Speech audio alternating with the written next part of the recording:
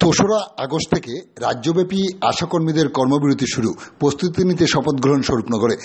উৎসব ভাতা নয়, আশাকর্মীদের সরকারি কর্মীর স্বীকৃতি দিয়ে ন্যূনতম 21,000 টাকা বেতন দেওয়ার দাবিতে আগামী 3রা আগস্ট থেকে রাজ্যব্যাপী আশাকর্মীদের কর্মবিরতির ডাক দিয়েছে পশ্চিমবঙ্গ আশাকর্মী ইউনিয়ন।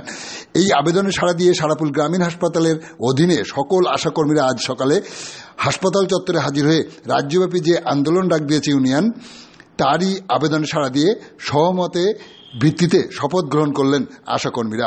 উপস্থিত ছিলেন জেলা নেতৃত্ব বেলাপাল, ব্লক নেতৃত্ব তুইনা হোসেন, কামনা সরকার, বর্ণালী পাল প্রমুখ। দেখুন সেই ছবি পাবলিক ভাইবের ক্যামেরায়। আমাদের সাথে থাকুন, দেখতে থাকুন।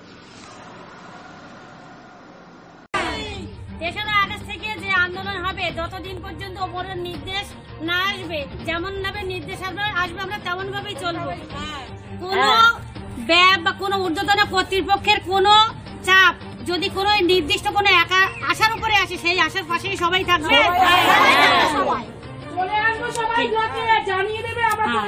আচ্ছা ঠিক আছে, এইটা আমরা মেনে নিলাম। আর পরপর আর একটুখানি এর মধ্যে বলি, সবাই যদি সবার আমাদের এই 2-3 জন জাতীয়দের মনে হয়েছে যে সবাই একরকম কথা বলে, বাড়ি গিয়ে অন্যরকম একটু ভয় লাগে। 12 বছরের চাকরি তো একটু ভয় লাগে। 4,500 টাকা অনেকের কাছে অনেক কিছু, কিন্তু আমি কিছু পেতে গেলে আমাদের কারো কষ্ট হবে। আমাদের দাবিটা আমরা ওপর মহলকে জানাতে চাই। জানাতে 1 বছর কেন, অনেক দিন হলো তারা কর্মপাতি করছে না। তাই আজকে আমরা এই পথে এসেছি যে কর্মবিরতির পথে গিয়ে তাদের কোনো দৃষ্টি আকর্ষণ করতে পারি কিনা।